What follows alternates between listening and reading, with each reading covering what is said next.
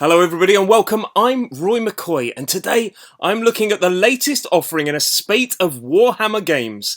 Set in the 40k universe, we have Warhammer 40k, Mechanicus, and before we get into reviewing that game with a catchy title, please, in the words of Bioshock, would you be so kind as to throw me a like? Anyway, after that terrible impression, let's crack on with the game.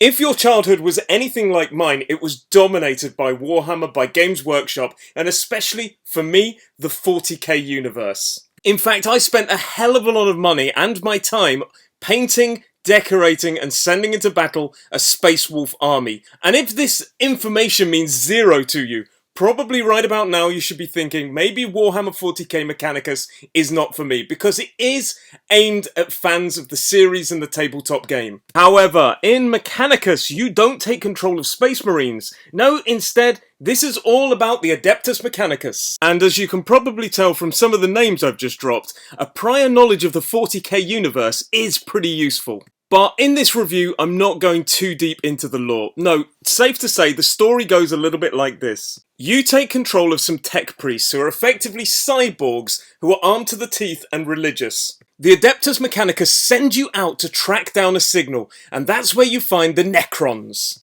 The Necrons are a race that exists in the 40k universe and seemed heavily influenced by Egyptian mythology. There is a good selection of different enemies, but the bog standard troop that you first encounter basically look like the Terminators, effectively a skeleton covered in armour with a green plasma rifle.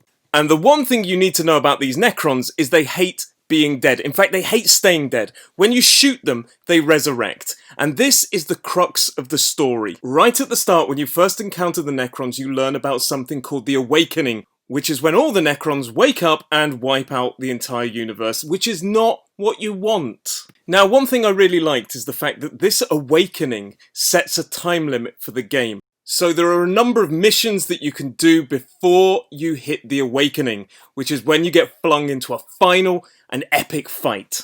I really like this structure because it gave the game an immediacy and it gave the game an end. Now let's crack on with the gameplay. Basically, the game is split into 3 different elements, and the combat element is by far the best part of the game, which it should be in a tactical experience. However, more on that soon. The first part I'm going to talk about is the spaceship, which is basically like your pre-mission preparation area. This is where you can tool up your priests and equip them with big axes or heavy weapons or some kind of supporting weapons that will add the ability to heal during the combat sections and blah blah blah. It's also the area where you can upgrade your troops.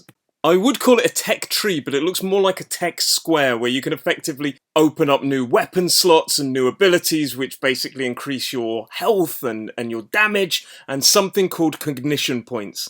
More about that soon. The spaceship is also where you can choose your missions, and I say choose your missions because there's always at least 2 or 3 different mission options. Why is this a good thing? Well, remember I said the Awakening gives you a time limit.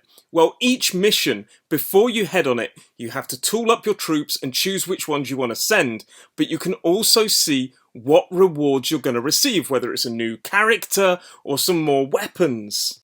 Why again is this important? It's because you're basically building up your troops and your squad for that final fight during the Awakening. How cool is that? Now let's move on to the highlight of the game, the combat sections.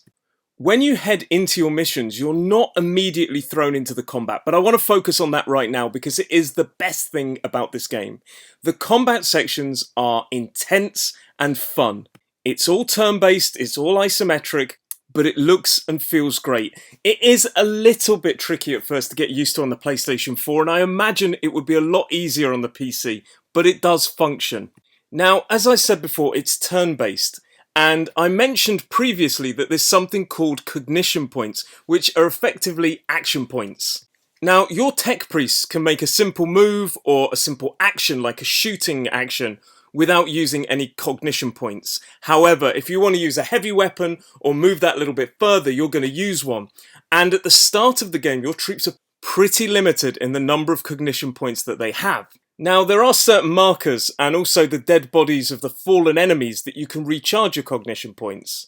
But at the start, I found this game really brutally difficult because I didn't have enough moves and I didn't have enough power and blah blah blah, and I actually found the difficulty was a little bit off-putting.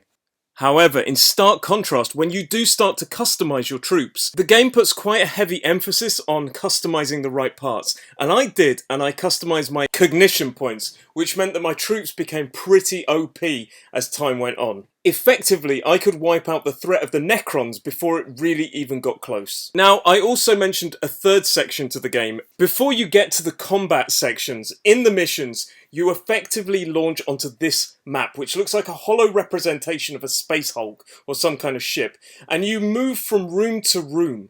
When you arrive in most of the rooms, there's some kind of random event, and it effectively gives you three choices like pray, destroy, something like this, and it's like a choose your own adventure element. And sometimes it gives you technological rewards or something like that, but more often than not, it just damaged my troops or it gave an advantage to the Necrons.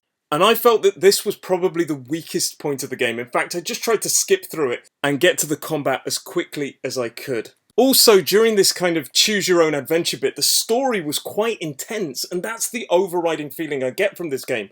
It's quite story driven and story heavy, which is great, but it does expect you to have some knowledge of the universe. So, all in all, I think this is a really, really good and entertaining game, especially if you're a huge fan of Warhammer 40k and Games Workshop games. It's a solid, customizable, tactical game. The isometrics, the combat is really, really good. The customization is good. The mission choices is good. I like the time limit. There was so much about this game that I loved.